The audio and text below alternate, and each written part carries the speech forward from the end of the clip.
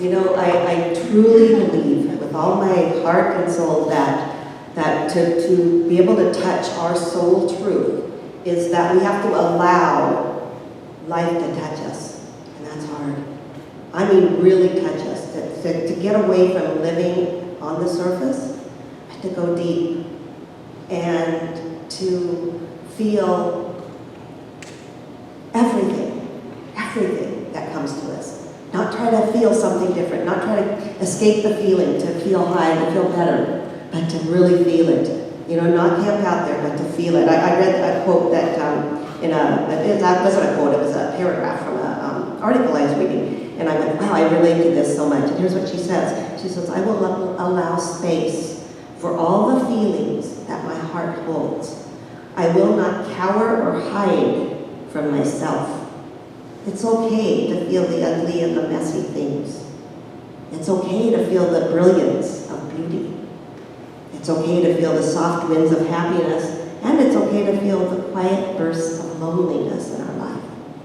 It's just okay to feel, and it's okay to feel yourself. See? That all of myself, all of it, not just the good parts. And that's what my talk is about. It's about allowing whatever is to be. Allowing whatever's happening in your life to be, because that's the way. To let it be that way, to feel it, to move it on, to see it differently eventually. I'm going to talk about that. And then let it go and let God. I love this. We need to talk God. Because see, that's the bottom line here, is that when you feel it and you ask God, you ask the universe, you ask your higher power, whatever it is, to take it, to surrender what the music said, everything changes in your life. And I swear to God that's true, because it's happened in my life and I believe it. I believe it so much, is that when we allow whatever we're feeling and can let go and ask God for a new perspective, our life changes. We start to see things differently. We see it from the level of the soul. And that's the whole idea here, is to live from your soul truth, not to live from the ego part, not to live from our head, not to live from this idea of what we think we need, what we think we want, but to live deeply from our God level, from our soul, from love, you guys. That's what I'm talking about, living from love. Because that's what the God level is the level of love. And it's a holy process, and it hurts. When I say it's a holy process, you know, our lives are holy processes. And it hurts to allow it, and it's easier sometimes. And I lived that way a lot of my life, was trying to get out of the hurt part of it, to get over to the other part. And so I'd take classes on seeing the light and managing, you know, to my thoughts, like Judy was talking about. I was one of those people, until I realized that that's true. I believe everything with all my heart and soul, that you can manifest and you can visualize and you can see it. But what I know is that that's the end process. You have to go through the process of feeling it, because if it's there for a reason. Whatever's going on in your life is there for a reason, for you to feel and move through it. That's why we're here. That's why we're here, to learn and to love, to learn to touch that space within us. You know, I'm working now with a young couple whose life is turning upside down. You know, it's very difficult for them. He lost his job, and his parents, he lost his dad just a few months ago, and now his mom was diagnosed with Alzheimer's, and they're dealing with all their financial issues, they're dealing with their own, they have relationships issues, everything's hitting them. Have you ever had a time when it all hit you at once? You know, it doesn't just hit like one little thing, but it's bang, your relationships, it's you know, your health, it's your bank account, it's all of it, and it's hitting all of them. And I said, you know, you guys are going through a holy process. I know it's hard. I know it's hard. You know, don't hear me say it's not, and that, you know,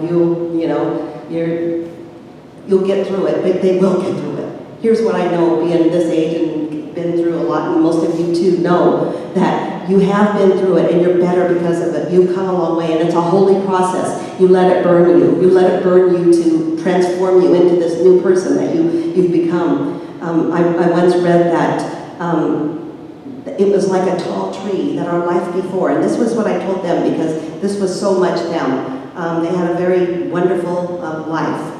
But it was based on a lot of stuff that wasn't wonderful. It's kind of hard to explain. But what I thought it was like was a life that was unattainable, really. It was a tall tree with shallow roots.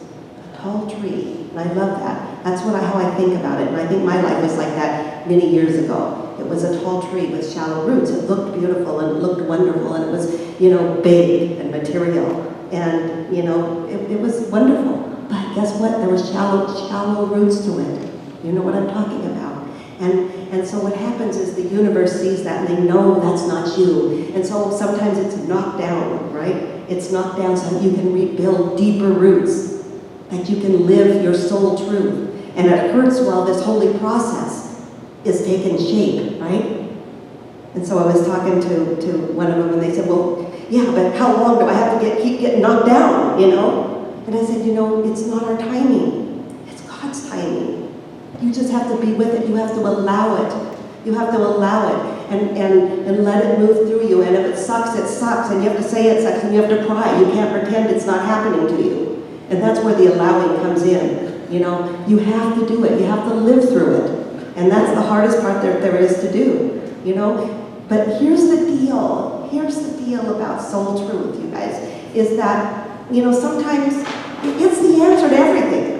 It is. It's the answer to the world. It's the answer to Clinton and Trump. It really is. It's a spirituality. It's not about out there. It's about coming from the level of your soul and seeing from the eyes of God, seeing from the eyes of love, it's about human intelligence, really. This idea of soul truth is about living human intelligence even. It's about mind, about being able to see the filters of the mind.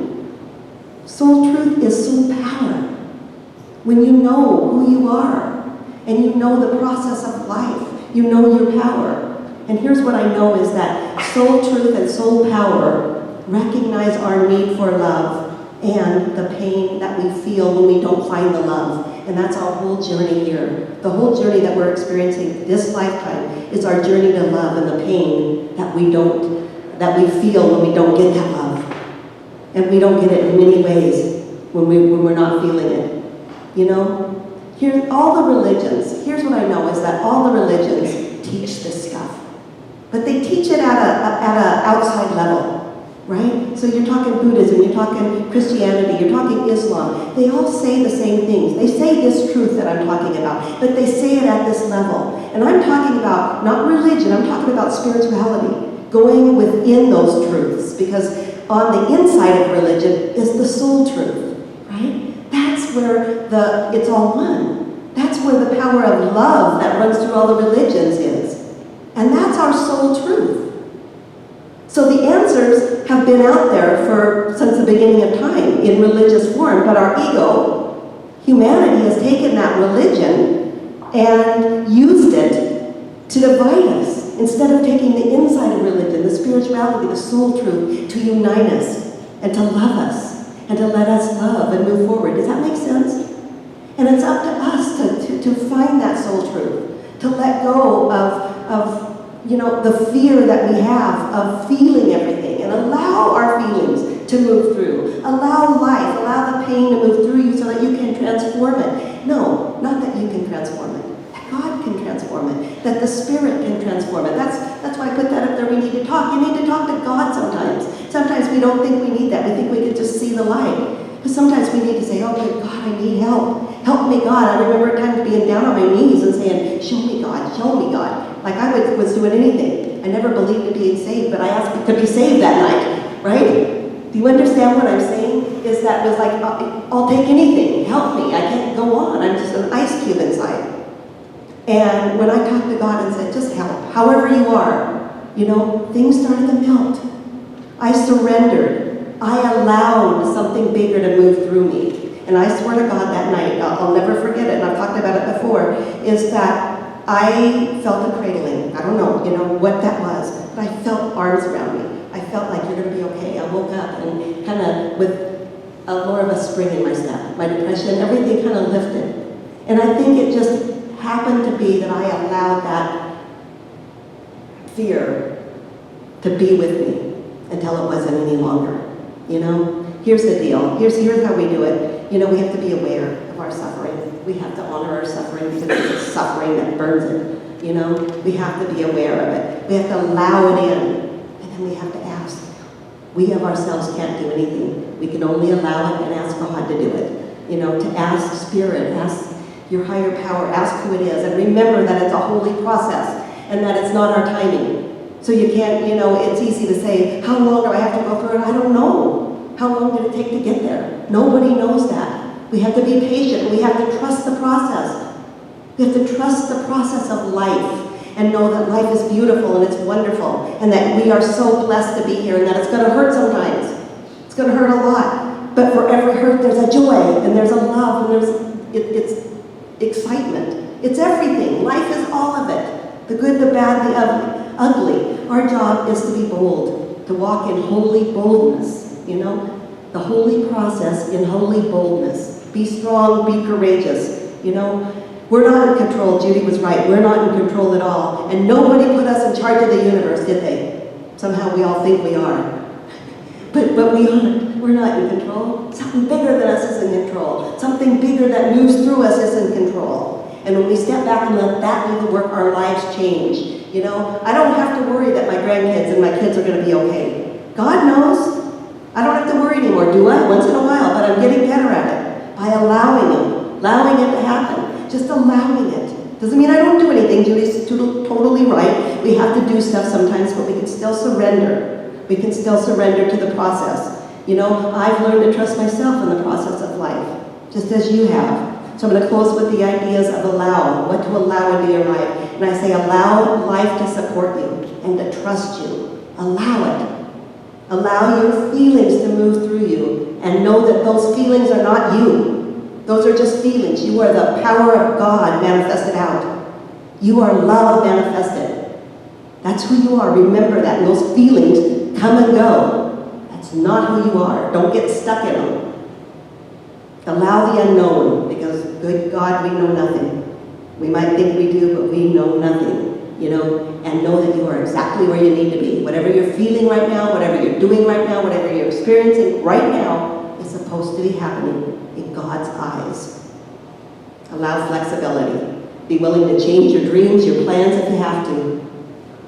Be willing. Allow uncertainty. Get comfortable with not knowing. You know, we don't know why things happen. When you allow the process of life, you allow your soul truth. You allow unconditional love to move through you. You allow unconditional love to be you, be as you. Because that's who you are. When you get rid of all the other stuff, get rid of the ego, and you get rid of the stuff that you're worried about, you are unconditional power. You are unconditional love. You are unconditional wisdom and beauty. That's who we are. We are a miracle. And that's my prayer for each and every one of us, is that we can live the miracle that we are. Thank you.